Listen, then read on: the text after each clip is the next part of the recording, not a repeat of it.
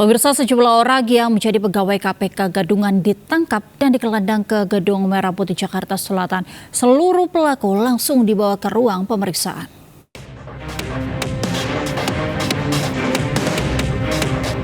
Petugas KPK menggelandang dan memborgol seorang pria ke Gedung Merah Putih Setiabudi Jakarta Selatan. Sebelumnya, ia mengaku sebagai pegawai KPK atau pegawai KPK Gadungan hingga harus dilakukan pemeriksaan petugas.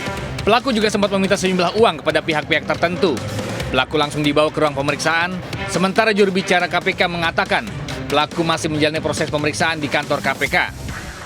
KPK mengamankan beberapa orang yang diduga mengaku sebagai pegawai KPK atau Gadungan dan melakukan upaya-upaya meminta uang terhadap pihak-pihak tertentu.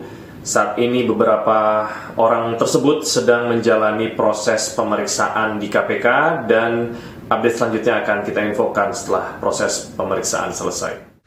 Sementara untuk pihak mana saja yang dirugikan oleh aksi pelaku masih dalam pengembangan dan pemeriksaan. Dari Jakarta, Helmi Sayangbati, iNews melaporkan. Tim Biro Hukum KPK membeberkan perbuatan Sekjen PDI Perjuangan Hasto Kristianto yang dinilai turut serta dalam kasus dugaan suap Harun Masiku. Perbuatan ini dijadikan dasar bagi KPK menetapkan Hasto sebagai tersangka.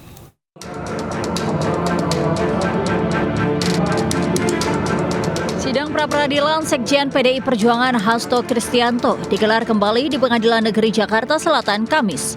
Sidang beragendakan mendengar jawaban KPK selaku pihak termohon. Setelah KPK menyampaikan tanggapan, tim hukum Hasto menyerahkan bukti tertulis untuk memperkuat argumen dalam upaya membatalkan penetapan tersangka tersebut. Tim kuasa hukum Hasto membawa 41 alat bukti, mendukung petitum tuntutan di sidang permohonan pra-peradilan dan menguji apakah penetapan tersangka Hasto sah atau tidak. Kami dalam catatan kami, Mas Hasto itu dipanggil 24 Januari 2020. Kemudian dipanggil 26 Februari 2020. Kemudian loncat di 10 Juni 2024. Ketika di mana Mas Hasto Kristianto gencar menyampaikan kritik terhadap proses demokrasi, kerusakan hukum yang diduga dilakukan oleh orang yang mau tetap berkuasa. Ya. Sebelumnya, kuasa hukum Hasto menyebut penetapan Hasto sebagai tersangka dilakukan tanpa melalui pengumpulan 2 alat bukti permulaan yang cukup. Rencananya, sidang pra-peradilan masih akan digelar hingga 13 Februari mendatang. Dari Jakarta, Salam Rahmat Pandu Priyoaji, iNews melaporkan.